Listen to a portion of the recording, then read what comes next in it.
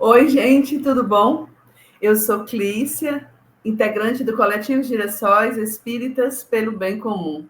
Sou uma mulher de pele clara, hoje estou com o cabelo preso em forma de coque, meu cabelo é castanho claro, encaracolado. Hoje estou de óculos de grau, que tem também as hastes claras, e usando um vestidinho com as alças bem fininhas azuis. Atrás de mim tem um porta-chave, que é usado para colocar colar de dois gatinhos, e uns pedacinhos de quadros. No caso, um quadro do leão, de um leão, desenho de um leão, e outro de um gato. É, eu, como sempre, não estou aqui sozinha, estou com a minha amiga Nádia, e a gente vai estudar juntas o Evangelho segundo o Espiritismo. Nádia, é com você. Oi, pessoal. Olá. Oi, Clícia. Muito feliz por estar aqui novamente nessa nosso estudo de forma virtual, gravado. Muito grata a Deus pela oportunidade.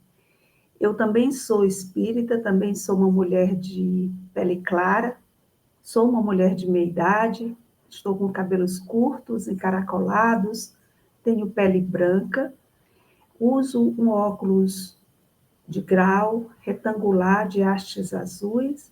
Estou usando uma roupa verde e atrás de mim tem uma parede completamente branca. Clícia? Estava soltando aqui o microfone. Bem, gente, então, essa é a nossa descrição, a gente faz isso todas as vezes, lembrando que há pessoas que podem estar assistindo e que não enxergam, ou alguém que está só nos escutando tem uma ideia de como é que nós somos, tá? Nosso estudo do Evangelho segundo o Espiritismo, a gente vai ler um trecho agora, e a partir desse trecho a gente faz os nossos comentários. Mas, para a leitura ser bem iluminada, bem inspirada, a gente gosta de chamar para perto da gente os bons espíritos. E aí, esse é o momento da nossa oração inicial. Eu passo para a Nádia. Tá, então vamos lá, vamos pensar no amor infinito do Pai, vamos agradecer pela oportunidade da reencarnação, vamos agradecer pela oportunidade de conhecermos nesta encarnação a doutrina espírita. Muito obrigada, meu Deus, pela chuva que cai, pelo sol que volta a brilhar, e que também reacende em nós a vontade de amar, a vontade de seguir os ensinamentos do Cristo e compreender melhor as explicações dos bons espíritos que fizeram com Allan Kardec todo o corpo teórico da doutrina espírita. Pedimos, nesse momento, que além de serenar os nossos corações, as nossas almas, fluidifique também a água que tomamos e que todo esse magnetismo faça no nosso corpo físico e no nosso corpo espiritual o bem que precisa fazer. Acolha as preces dos doentes, acolha, meu Deus, com todo amor, as preces dos que sofrem males físicos ou espirituais e emocionais. Que os bons espíritos visitem os leitos dos hospitais e apliquem passes magnéticos nos enfermos. Reavivem nos profissionais a vontade de cuidar, com todo o respeito e o máximo amor que for possível. Que o Evangelho de hoje nos inspire a viver sempre no bem. Muito obrigada pela oportunidade, meu Pai. Que assim seja. Assim seja. Bem, nós vamos agora colocar o texto, Nádia vai ler e depois a gente comenta. Ok. O Evangelho segundo o Espiritismo, capítulo 8. Bem-aventurados os que têm puro o coração, escândalos. Se a vossa mão é motivo de escândalo, cortai-a.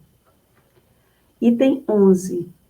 Ai do mundo por causa dos escândalos, pois é necessário que venha escândalos, mas ai do homem por quem o escândalo venha. Se algum escandalizar a um destes pequenos que crê em mim, melhor fora que lhe atassem ao pescoço uma dessas mós que um asno faz girar e que o lançassem ao fundo do mar. Tende muito cuidado em não desprezar um destes pequenos. Declaro-vos que seus anjos no céu veem incessantemente a face do meu Pai que está nos céus, porquanto o Filho do Homem veio salvar o que estava perdido. Se a vossa mão ou vosso pé vos é objeto de escândalo, cortai-os e lançai-os longe de vós. Melhor será para vós que entreis na vida tendo um só pé ou uma só mão, do que terdes dois e serdes lançados no fogo eterno. Se o vosso olho vos é objeto de escândalo, arrancai-o e lançai-o longe de vós. Melhor para vós será que entreis na vida tendo um só olho, do que tendes dois e serdes precipitados no fogo do inferno. São Mateus, capítulo 18, versículo de 6 a 11, e capítulo 5, de 29 a 30.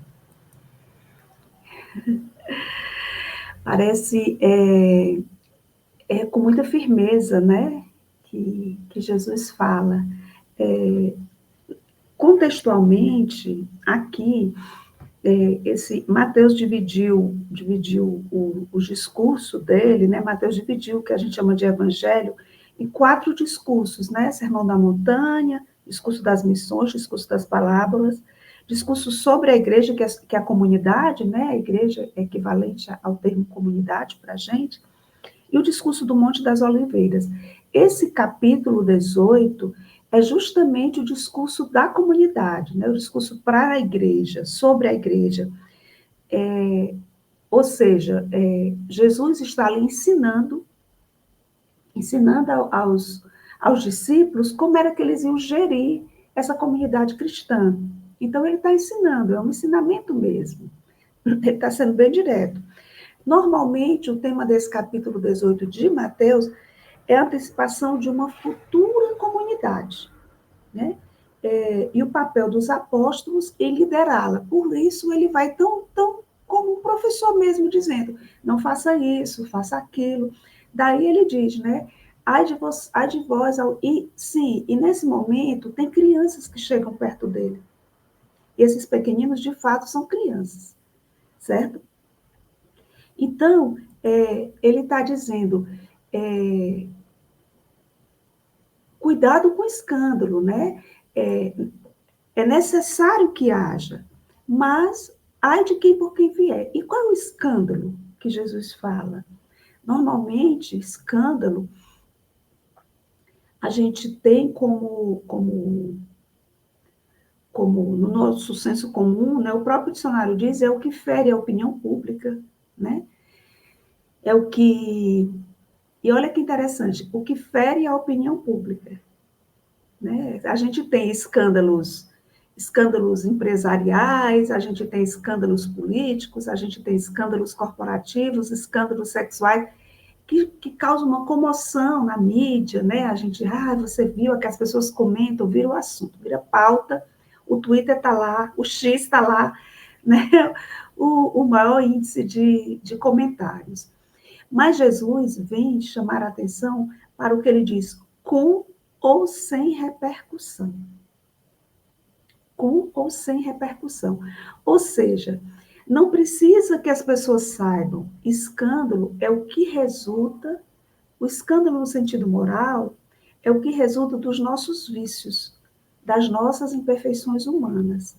Escândalo seria eu falar mal da Clícia e a ponto de prejudicar a Clícia no trabalho dela. E ninguém saber.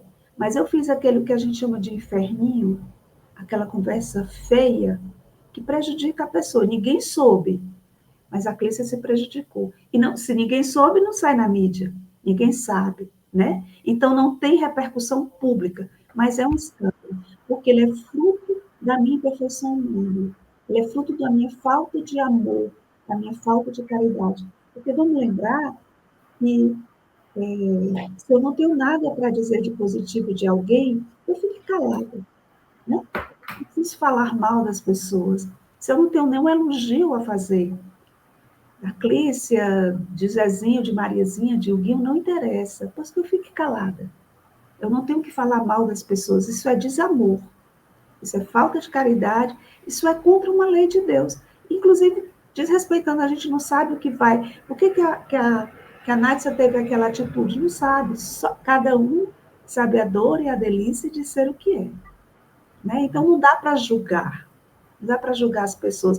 E aí, fazer um comentário a ponto de prejudicar aquela pessoa, mas ninguém disse, ninguém comentou, ninguém disse que foi a Nádia que fez, eu estou aqui quieta, as pessoas estão pensando que eu sou muito amiguinha da Clícia. Isso é um escândalo, moralmente falando. Porque ele tem consequência e ele é uma repercussão da minha mal moral, da minha moral inferior ainda. Fala. Pois é interessante, a Nádia já traz, né, na fala dela, a explicação que o Espiritismo vai trazer para esse trecho do Evangelho. E esta é uma das, para mim, é um dos exemplos de como é interessante a leitura do Evangelho vinculada às explicações que o próprio Evangelho traz, seja na fala de Allan Kardec, que faz uma explicação muito associada ao que ele já conversa com os espíritos, aos postulados dos quais ele já tem domínio, vamos dizer assim, e também depois as instruções dos espíritos. Também é importante a gente estar o tempo inteiro relendo e revendo os conceitos espíritas que estão no livro dos espíritos. Porque se a gente pega esse texto ao pé da letra, a gente vai pensar escândalo como uma coisa que repercute, né? A palavra escândalo, ela nos remete a algo público, mas como a Nádia já colocou, não é isso, né? Tem a ver com as consequências das nossas más escolhas, as consequências do que a gente ainda carrega de vicioso em nós. E por que não precisa repercutir externamente? Porque o escândalo ele tem uma relação com Deus. Deus sabe o nosso íntimo, então ele sabe se o que nos move é bom ou mal, né? Ou seja, se é motivo ou não de escândalo. E também nesse texto ele faz algumas simbologias, né? Se seu olho é motivo de escândalo, corta. Se a mão é motivo de escândalo, corta. Se a gente pegasse ao pé da letra, como algumas interpretações religiosas, não do Evangelho exatamente de Jesus, mas de outros líderes religiosos fazem, literalmente era cortar a mão. Literalmente era cortar os pés, né? E não é essa a proposta. Ah, mas como é que você tem certeza? Porque quando Jesus vem, ele diz que já acabou a época dos sacrifícios materiais. Acabou a época das questões exteriores, das práticas exteriores. A importância agora tem que ser o que carregamos no nosso íntimo, né? A transformação de nossas almas. Então, não é exatamente o corpo físico responsável por uma má ação nossa, porque o corpo físico é comandado por nossa alma, né? Então, é importante que a gente observe, né, que as metáforas de Jesus vêm como um recurso didático, principalmente para aquela época. E como os espíritos nos ensinam, já chegou o tempo da gente tirar esses véus, né? E começar a compreender de uma forma mais direta os ensinamentos do Cristo. E aí, amiga, eu estava pensando que de repente a gente podia ler o item 2. O que você acha? Concorda? Pois então, pronto, eu vou colocar, gente, porque eu acho que aí a gente consegue fazer também uma vinculação com o Evangelho, tá? Espera só um pouquinho que eu vou passar para quem tem labirintite, fecha os olhos, né? Eu vou passar aí, pronto, já está prontinho. A gente vai ler o segundo item desse tópico, que a gente leu o 11, agora a gente vai ler o 12, que já é Kardec explicando, né, refletindo à luz do Espiritismo, o trecho evangélico que a gente leu no item 11. volta para a Nádia para ela fazer a leitura. Então, item 12. No sentido vulgar, escândalo se diz de toda ação que, de modo ostensivo, vá de encontro à moral ou ao decoro. O escândalo não está na ação em si mesma, mas na repercussão que possa ter. A palavra escândalo implica sempre a ideia de um certo amoído. Muitas pessoas se contentam com evitar o escândalo porque este lhes faria sofrer o orgulho. Lhes acarretaria perda de consideração da parte dos homens. Desde que as suas torpezas fiquem ignoradas, é quanto basta para que se lhes conserve em repouso a consciência. São, no dizer de Jesus, sepulcros branqueados por fora, mas cheios por dentro de podridão. Vasos limpos no exterior e sujos no interior. No sentido evangélico, a acepção da palavra escândalo, tão a miúde empregada, é muito mais geral, pelo que, em certos casos, não se lhe apreende o significado. Já não é somente o que afeta a consciência de outrem, é tudo o que resulta dos vícios e das imperfeições humanas, toda reação má de um indivíduo para outro, com ou sem repercussão. O escândalo, neste caso, é o resultado efetivo do mal moral. Eu já tinha antecipado, né, Clícia? Pardon. Então, aqui, mas voltando para o início do item 11, né? Ai do mundo por causa dos escândalos, pois é necessário que venham, mas ai do homem porque o escândalo venha. Se algum escandalizar um desses pequenos que crê em mim, melhor fora que lhe atassem ao pescoço uma dessas mãos e lançasse ao fundo do mar. Ou seja, Jesus está fazendo uma ameaça, a gente pode pensar isso, né? Ele diz que é necessário que escândalo aconteça, mas ai de você que causa um escândalo. E se você fizer isso com um desses pequenos, ele está se referindo às crianças com que ele estava, é melhor que você se afogue, se jogue no mar, né? É uma ameaça. Mas a gente sabe que não é uma ameaça, né? Jesus não vai ameaçar ninguém, o espírito que mais ama, né? O espírito que veio na terra, que mais amou, jamais faria uma ameaça grosseira para alguém, né? Posso Sim, sim, diga. interferir? Diga, claro. Não, é que esse trecho, né, que a Nádia tomou aqui do item 11, ai do mundo por causa dos escândalos, pois é necessário que venham escândalos, né? A gente poderia se perguntar, oxe, mas vocês acabaram de dizer que o escândalo vai ser apresentado pelo Espiritismo como as consequências, né, da nossa moral ainda tacanha, como consequência das más escolhas, como consequência dos nossos vícios. Então, por que é que Jesus vai dizer que bom, ai que bom que venha esse escândalo, né? Parece algo incoerente. Gente, nós aprendemos de vários modos. E um dos modos que a gente aprende é pela experiência que a gente vive. A experiência que a gente vive, ela vai nos sinalizando se as escolhas que a gente faz nos trazem felicidade ou nos trazem tormentos. E aí, quando a gente vai tendo isso como um parâmetro, a gente vai observando que as escolhas que nos trazem felicidade, traz tranquilidade na consciência, são boas escolhas. Escolhas que estão afinadas com as leis divinas, diferente daquelas que nos atormentam. Elas nos afastam de Deus, porque as intenções por trás dessas escolhas são más. Então, quando a gente se depara com a consequência, né, de uma má escolha de alguém, nossa ou de alguém, né? Mas vamos falar da nossa, vamos deixar os outros quietos, né?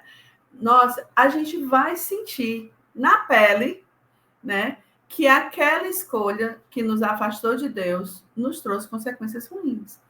E vai aprender pela dor, mas vai aprender, né? Pela dor e pelo raciocínio, diga-se de passagem, porque não é só a dor. A dor precisa ser avaliada. A gente precisa entender por que aquela dor nos chega. E, a partir disso, tirar os aprendizados. Então, o nosso nível de progresso, né, nos leva a ainda precisar desse tipo de recurso didático, eu diria assim. Isso não quer dizer que todos os espíritos da criação precisam dos escândalos. Pelo contrário, os espíritos que não se enveredaram pelo mal, que não são rebeldes às leis divinas, eles seguem sem nenhuma vinculação com os escândalos. Por quê? Porque eles não construíram em seus íntimos vícios. Não é o nosso caso. Pelo menos não é o caso da maioria de nós que está aqui na Terra, encarnado. Como a gente sabe, a destinação desse planeta, para quem é que ele é voltado, né, para as almas que ainda são orgulhosas e egoístas, né? E não precisa nem a gente ler isso nas obras dos espíritos, né? A gente olhar para a gente mesmo com sinceridade, a gente vai perceber como a gente ainda é muito tacanha, a nossa moral ainda está muito aquém, até do que a gente considera realmente uma boa moral, né? Aí eu volto aí, Nath, para tu. Só complementando aqui o que você falou, a gente aprende pelo escândalo, a gente aprende pelo sofrimento, né? Porque a gente está falando aqui que escândalo é o resultado da minha inferioridade moral, do mal que eu causo ao outro. Então, eu que sofri esse mal, é uma dor para mim. A gente aprende pela dor, a gente já sabe disso, né? Só tentando traduzir aqui, a gente até costuma brincar que eu cheguei na casa espírita pelo amor ou pela dor. A grande maioria de nós chega pela dor, né? Chega porque está ali no momento de tanto sofrimento que está buscando compreender o porquê daquele sofrimento. Então, é isso. É necessário que eu aprenda pela dor. Já que eu não consegui aprender pelo amor, eu aprendo pela dor. Eu tenho que aprender de alguma forma. Né? A gente até também diz, a vida ensina. A vida ensina, normalmente, pela dor. Né? Então, assim, diz... Não, e é importante a gente pensar, né, que às vezes algumas pessoas ficam incomodadas com essa fala, né, que a gente diz que a dor ensina, que o sofrimento ensina. Mas talvez as pessoas que se sentem incomodadas com isso possam fazer uma reflexão sobre si mesmas. Perceber se em algum momento em que viveram contextos de dor, de sofrimento, se elas conseguiram sair desses momentos mais fortalecidas, né? Com mais tranquilidade em alguns aspectos, de saber lidar com os problemas e tal. Aí, se a resposta for não, não sair, observa se vieram outras situações após aquela que você lembrou, também já ainda provocando em você dores e sofrimentos de situações similares, porque a gente só passa de viver determinadas situações quando delas a gente tirar os aprendizados todos necessários, né? Então, por exemplo, aquela pessoa que diz assim, eu só me relaciono com pessoas de tal forma, né? E, eu erro muito nas minhas relações de trabalho. Eu sou sempre enganada, assim, assim, assim. Observe se dentro dessas situações aparentemente diferentes, porque envolvem pessoas em épocas diferentes da sua vida, se você não manteve o mesmo modo de pensar, agir e escolher, né?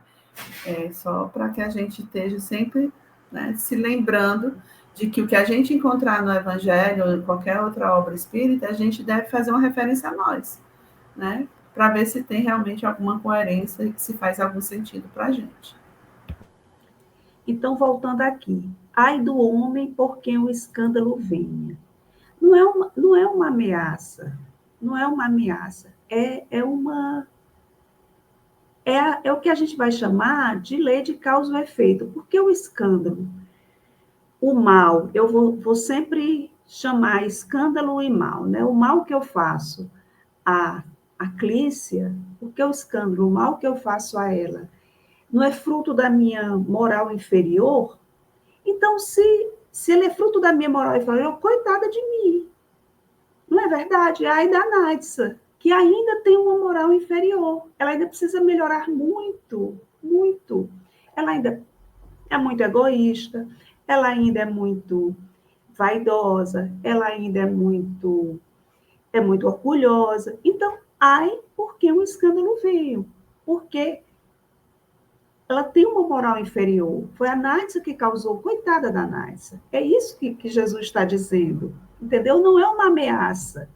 É só uma outra forma de dizer, melhore, minha irmã. Melhore, né? Como disse a Cleice, avalie o que você está passando. E que se você escandalizar, e aí eu dou um pulo aqui, Cleice, lá para o terceiro parágrafo, quando ele diz, tende muito cuidado, vai espelhar ou não? Eu só leio. Terceiro parágrafo. Tende muito cuidado em não desprezar um destes pequenos. Declaro-vos que seus anjos no céu veem incessantemente a face do meu Pai, porquanto o Filho do Homem veio salvar o que estava perdido. Os seus anjos do céu veem incessantemente a face do meu Pai. Olha só, tem pessoas que estão cuidando da gente, né? Nós temos nossos anjos de guarda, nós temos os espíritos protetores mais evoluídos que nós, que cuidam da gente e que estão cuidando da gente. Aqui, Jesus está dizendo, novamente reafirmando, a gente não está só. A gente está sempre sendo cuidado por anjos no céu. Então, também é um texto de esperança, né, de conforto para a gente. Mais uma vez, Jesus reafirma que a gente não está só. E desses pequenininhos, por mais que a gente se sinta pequeno, eu não tenho dinheiro, eu não tenho posição social, eu não tenho estudo, eu estou até desempregado, mas tem anjos no céu que estão cuidando de mim. Sabe, vamos nos conectar com isso. Eu estou passando por uma situação muito difícil, mas vamos nos conectar, vamos fazer uma prece, vamos pedir inspiração, vamos nos conectar, porque tem anjos no céu que estão vendo o que eu estou passando nesse momento também. Olha, o que eu já falei. Eu quero falar sobre essa frase que você fez a referência aos anjos do céu, né? Eu vou fazer uma referência na frase que ele diz assim: porquanto o Filho do Homem veio salvar o que está perdido. E vou me focar na palavra salvar, salvação. Muitos espíritas acham que o espiritismo não fala de salvação. Ou se usa essa palavra, usa de maneira equivocada. Bem, eu acho que é necessário que a gente reflita mais sobre o uso dessa palavra no espiritismo, certo? E o que significa dentro do espiritismo. Gente, a palavra salvar, salvação, dentro do contexto, digamos, religioso, tem uma explicação que é quando o indivíduo consegue se livrar dos seus vícios, dos seus pecados, para usar um termo bem religioso, e a partir de se livrar disso, ele consegue essa felicidade plena, ele consegue viver de uma maneira feliz, porque ele está livre dos vícios, ele está livre, usando o termo religioso, do pecado, né? E aí, portanto, ele já não sofre mais as consequências ruins desse estado vicioso. Acontece que, em algumas religiões, o modo como salvar vai acontecer nos causa alguns incômodos. Por exemplo, a salvação vai vir como um dom de Deus que vai, a graça de Deus, ou seja, é um presente de Deus. Ou a salvação vai vir no final, no juízo final, quando juntar todo mundo, e aí vai acontecer isso. Então, existem as explicações em outras religiões, em religiões, sobre como se dá essa salvação. No Espiritismo, a salvação é pela caridade. Em outras palavras, a salvação é pela construção de uma virtude que exige de quem a tem benevolência, indulgência e perdão. E nenhuma virtude é construída se não for pela própria pessoa, pelo próprio espírito. Então, como se dá a salvação dentro do Espiritismo é a partir do meu esforço de domar as minhas más paixões, né? E conseguir, assim, ir me livrando dos vícios e construindo em mim as virtudes que eu preciso. Ah, mas ele está dizendo é Jesus vai nos salvar. Gente, Jesus, ele é tipo salva-vida no mar, que você olha e você está se afogando e você diz, meu Deus, eu estou me afogando, e agora como é que eu saio? Aí o salva-vida joga a boia e tu vai ter que segurar na boia para poder ele te puxar pelo caminho certo. E se tu não segura na boia, com força, com teu empenho, afunda. Simples assim, certo? Então, Jesus, ele vem nos salvar porque ele é o exemplo vivo do que nós podemos ser um dia. E ele diz, ó, segue por aqui. Ele é um farol na escuridão do oceano, sabe? Então, sim, ele vem e eu quero demais que ele venha me salvar mesmo. Eu quero cada vez mais entender a moral dele, introjetá-la em minha alma e conseguir transformar a moral dele minha. Né? Eu acho que é preciso a gente assumir, sabe, as nossas imperfeições. Por mais que a gente faça toda uma leitura crítica, reflexiva, questionadora, que é fundamental para a construção de uma fé raciocinada, a gente precisa ter, vamos dizer assim, humildade, ou baixar pelo menos a bola, né, de que a gente realmente precisa de orientações. A gente precisa de orientações desse espírito puro que, por amor a Deus e a nós, veio para a Terra. E a gente precisa de orientações dos outros bons espíritos que nos sopram no ouvido em boas intuições, que quando a gente faz uma prece, vem nos acalentar.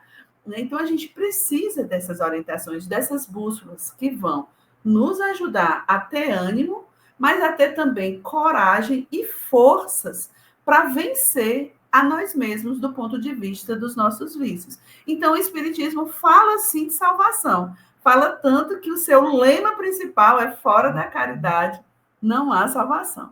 E aí eu devolvo aí para a Nádia. Porque a gente é muito cômodo eu não fazer nada, né? É muito cômodo eu não fazer nada. Eu não fazer o menor esforço. Eu quero ser magra, mas eu não quero parar de comer o que eu gosto. Eu quero ter um corpo funcional, chegar aos 80 anos com um corpo funcional, mas eu não quero fazer nenhuma atividade física.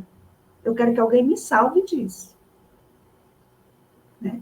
Eu quero estar no mesmo paraíso, no mesmo orbe dos espíritos puros, mas eu não quero mudar.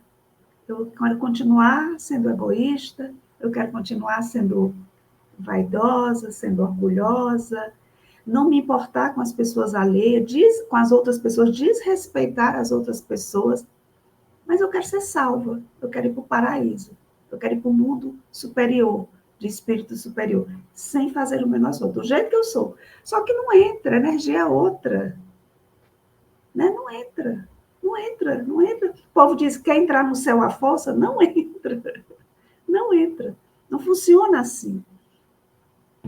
E aí, Clícia, tem uma outra, já no quarto parágrafo aqui, quando continua como se fosse, que a gente pode entender como se fosse de novo, uma ameaça, né? Se a vossa mão ou o vosso pé vos é objeto de escândalo, cortai-os e lançai-os de longe. Será melhor entrar na vida tendo um só pé do que uma só mão. Melhor para vós que entreis na vida tendo um só pé ou uma só mão do que terdes dois e serdes lançados no fogo eterno. São palavras fortes, né? Mas vamos lembrar que Jesus falava, se o vosso olho é objeto de escândalo, arrancai-o e lançai-o longe de vós. Melhor para vós que entreis na vida tendo um só olho, que terdes dois e sedes precipitados no fogo do inferno. Né? São palavras fortes, mas vamos lembrar que Jesus falava ali nesse caso aqui, né? Capítulo 18 de Mateus, ele falava para os apóstolos que estavam vindo de uma sociedade que estava muito ainda arraigada a muitas coisas, né? A gente ainda precisa melhorar muito, mas a gente compreende hoje coisas um pouco mais do que aquela sociedade, né? Naquela época. Então, quando Agora, aqui pode parecer palavras fortes, mas vamos pensar aqui nas nossas preces. Quando a gente vai para algum lugar, quando a gente vai fazer alguma coisa, quando a gente vai tomar uma decisão, por exemplo, eu vou comprar uma bicicleta. Aí eu planejo, penso, supondo que eu faça isso. Eu faço isso. Graças a Deus eu gosto de pensar. Aí eu peso, meço e tal, tal, tal. E no final eu costumo dizer assim, Clícia, meu anjo de guarda, se não for para a minha felicidade, que não dê certo. Se não for para o meu bem. E aí eu falo, a minha felicidade física, claro, quando eu falo isso, meu anjo de guarda já sabe que eu estou falando da minha felicidade nesta vida material e na vida espiritual. Faça que não dê certo. Equivale a dizer, melhor não ter um passo do que chegar lá, melhor do que não ter um pé, do que chegar lá manco, né? Se eu estou procurando um emprego, que eu não, meu Deus, se eu me colocar numa posição que seja corruptível, que se eu não tiver força para segurar isso, melhor que eu não assuma esse emprego. Porque melhor que eu continue com um salário menor do que eu ter um salário rico e me corromper, né? A gente não faz isso, ou a gente ainda não faz isso. Se não faz, devemos fazer. Devemos pensar assim, que eu não me coloque numa situação em que eu possa ceder às minhas inferioridades, ceder à minha moral baixa. É a mesma coisa que Jesus está dizendo aqui. Parece forte, mas não é a mesma coisa. Sabe, Clícia? Então, assim, que me preserve se eu ainda não tenho força moral para resistir àquela tentação, que a tentação é uma coisa que eu quero fazer, mas eu sei que não devo, né? Vamos lembrar disso. Se eu não tenho força moral para resistir a isso, é melhor eu não ir. Sabe? Torça meu pé na festa, como aconteceu comigo. Né? Lembra que eu torci meu pé em outubro? É melhor eu não ir, acontece alguma coisa, me preserva. Meu anjo de guarda, me tira dessa situação, mesmo seja machucando meu corpo físico, mesmo seja arrancando meu olho. Isso que a gente não quer nada disso, né, gente? A gente não quer uma dor na unha. Mas a gente não pede proteção ao anjo de guarda, aos espíritos familiares que nos protegem. É a mesma coisa, sabe? Não vamos nos colocar, é a mesma coisa que Jesus está dizendo. Não se coloque numa situação em que você pode sofrer mais ainda. E aqui a gente está falando de sofrer por muito mais tempo ao longo da vida espiritual, né? Quer falar, Clícia? Quero pegar também uma outra palavrinha que tem nesse texto, né? Fogo do inferno. Quero falar do fogo do inferno, né? Essa expressão extremamente forte, né? Que foi necessária e ainda é necessária a algumas almas para que elas entendam que as escolhas ruins que afastam de Deus vão causar sofrimentos inimagináveis, principalmente para o espírito, né? Mas o que eu quero dizer é assim, inferno, a palavra inferno dentro do espiritismo vai ganhar um significado, certo? Kardec fez isso com várias palavras, gente, vários conceitos, várias palavras, tanto da filosofia, como da ciência e como da religião.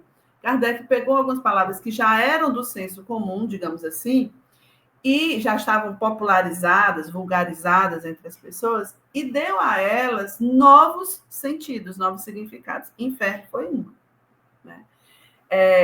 Claro que dentro do que a gente compreende por espírito, um ser incorpóreo, que não está circunscrito a um lugar, a ideia de um lugar em que aqueles maus espíritos fossem penar, né, fossem sofrer por conta dos maus atos que tenham feito, é uma ideia que não tem lógica, né? Principalmente se você ainda colocar nesse cenário um cão, um diabo com chifre, caldeirão e outras coisas desse tipo que a imaginação e a criatividade humana fantásticas já fizeram, né?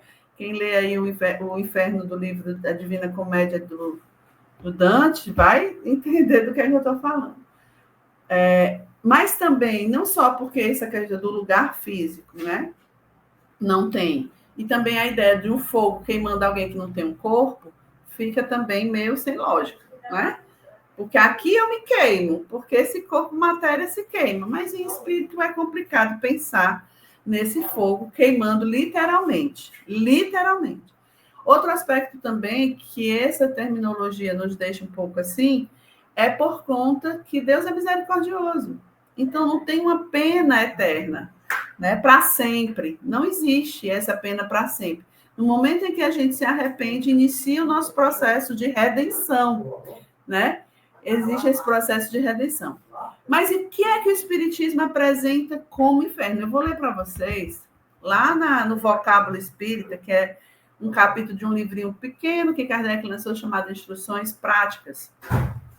Ele diz assim, segundo a doutrina espírita, as penas de além-túmulo não podem ser senão morais, e são inerentes à natureza impura e imperfeita dos espíritos inferiores. Não há inferno localizado no sentido vulgar, ligado ao termo. Cada um o tem em si, pelos sofrimentos que suporta, e que não são menos cruciantes pelo fato de não serem físicos. O inferno está em toda parte onde há espíritos imperfeitos. Então, o inferno, dentro do espiritismo, perde toda essa questão alegórica, toda essa questão física, mas se torna extremamente intenso, porque é a dor da consciência do espírito de ter, de algum modo, ido contra as leis de Deus. Não deve ser fácil, não.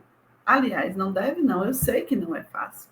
Se aqui, a preço de agora, quando a gente faz alguma coisa que a gente sabe que não foi legal, isso já pesa na consciência, que bom que pesa, né?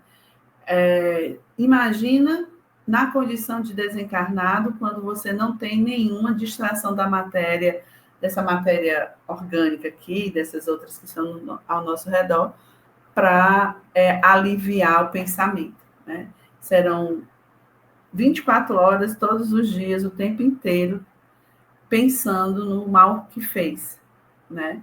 O espírito pode até tentar fugir disso, né? Mas é uma fuga inútil, porque ele é que nem um cachorro correndo atrás do rabo, assim, ele vai estar o tempo inteiro aqui, numa loop em torno dele, enquanto ele não parar para perceber as responsabilidades das suas escolhas. E é esta a repercussão do escândalo que ele fala no texto. Ele diz de uma repercussão do escândalo que vai maltratar a gente. Não precisa os outros saberem. O que vive no íntimo, o espírito, a alma, o espírito, só ele e Deus sabe, né?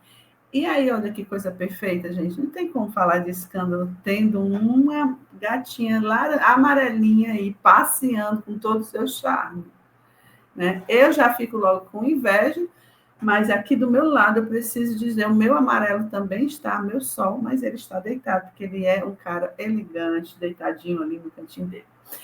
Bem, voltando para o Evangelho. Você chegou hoje aqui e está vendo esse primeiro estudo, está vendo que a gente não está tão sério? Pois é, minha gente. Quando o gato aparece, duas gateiras param de falar, né, sobre coisas sérias e vão perceber como é linda a criação de Deus, como Deus é perfeito. Vou voltar para a Nádia, para ela falar novamente, voltando para o texto, já que eu me perdi todinha.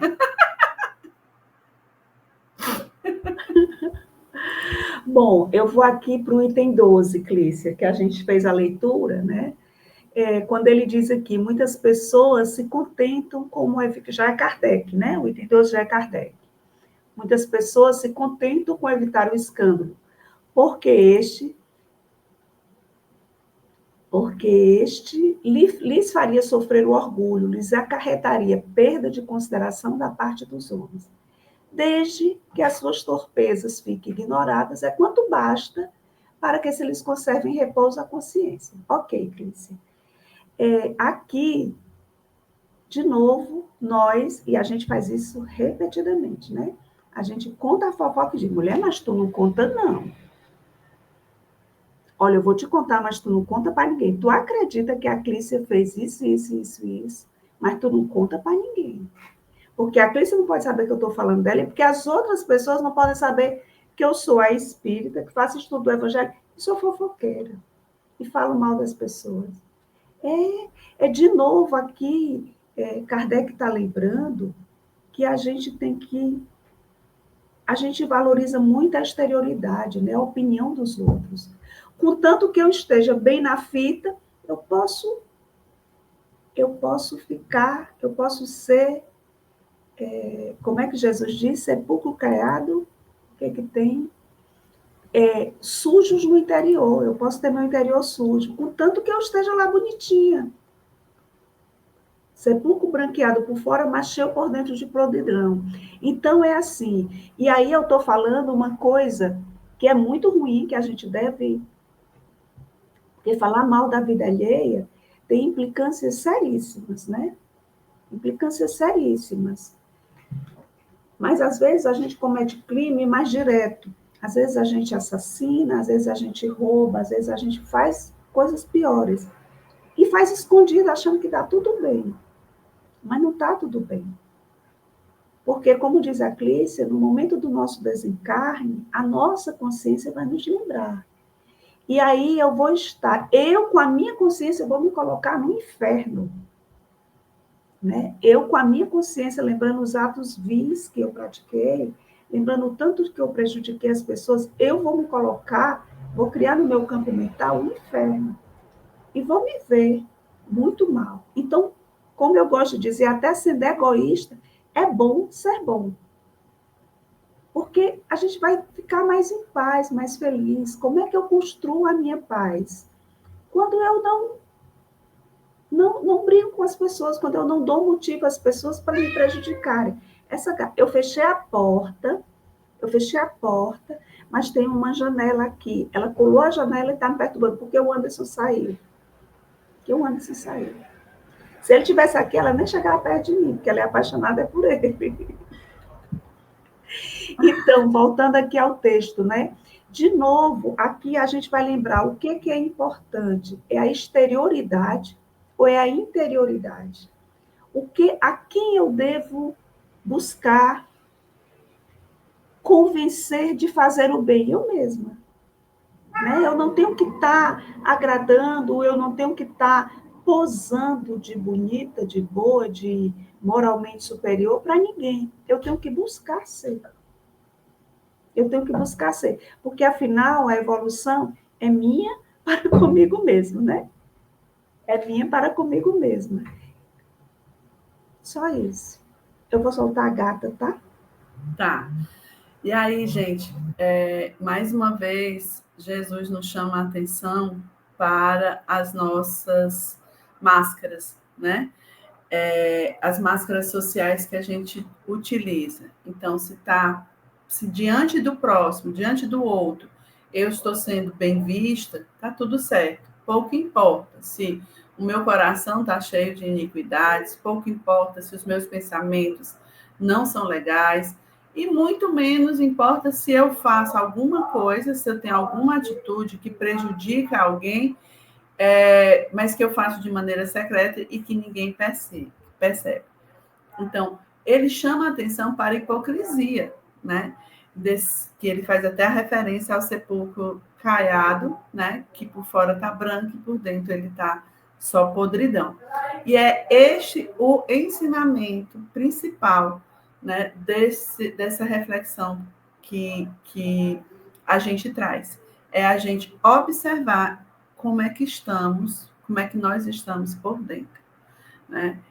O que é que nos mobiliza a determinadas ações? Porque, às vezes, até uma ação aparentemente boa, ela está sendo mobilizada por uma vaidade, por um orgulho, né, por um autoritarismo, né, e que para a pessoa que está sendo, que sente esses sentimentos, que tem esses vícios, melhor dizendo, para ela a boa ação não repercute como na sua intensidade. O bem que ela faz vai repercutir para a outra pessoa, mas para ela não repercute do mesmo modo, porque o móvel dela foi a vaidade, foi o orgulho, foi, enfim, sentimentos, vícios, melhor dizendo, que nos afastam de Deus. Um exemplo bem simples. Uma pessoa que faz uma doação material para uma comunidade, mas ela faz porque ela quer ser vista em sociedade como uma pessoa generosa. Essa vontade de receber aplausos dos outros, né? De vestir essa máscara da generosidade, não é uma intenção boa, porque ela alimenta o orgulho, ela alimenta a vaidade de quem assim sente, né? Mas a ação da doação vai sim repercutir para quem tem necessidades materiais, no caso, né? Do exemplo que eu dei.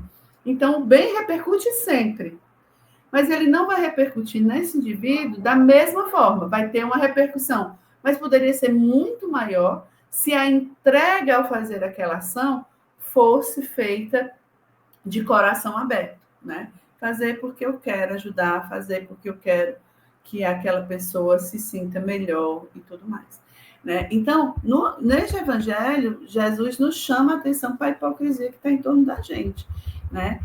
E a gente pode até, eu lembrei de uma situação na faculdade, quando um aluno denunciou que havia um esquema de troca de respostas, né, da prova, assim, de pesca pelo celular. A tecnologia chegou também na pesca, né?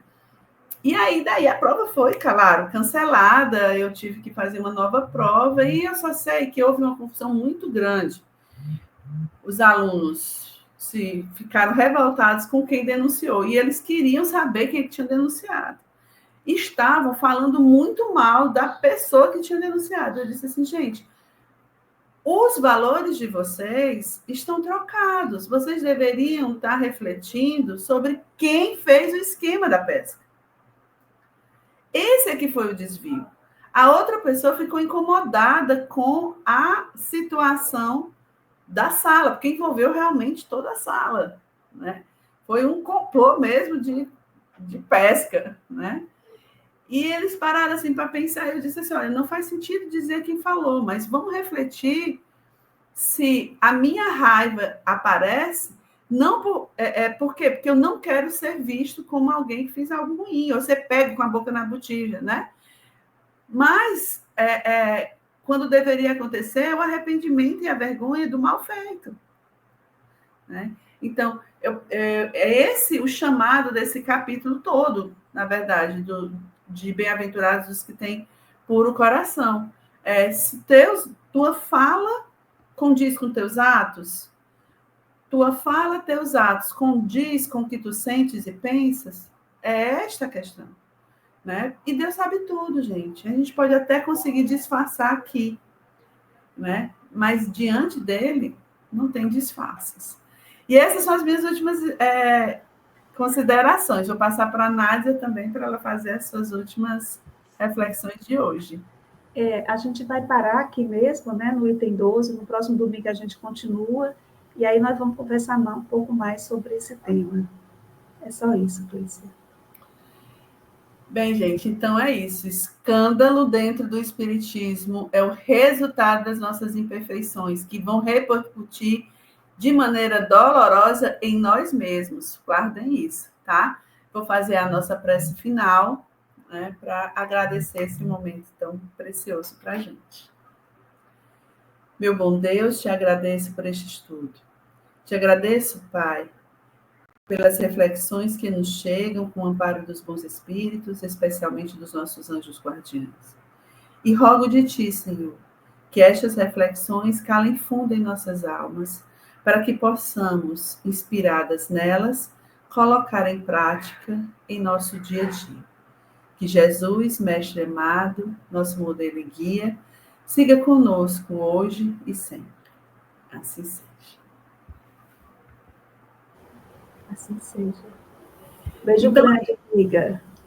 Um beijo grande para todo mundo, né? A gente está gravando esse vídeo em domingo de carnaval de 2025, né?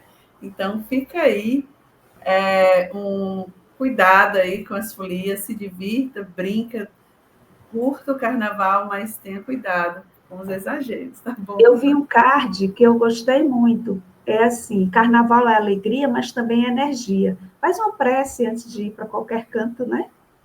E leva energia boa para as pessoas, sem excessos. Fica aí a dica de Natsa Cid. Beijo, gente. Um beijo, gente. Tudo de bom. Tchau, tchau.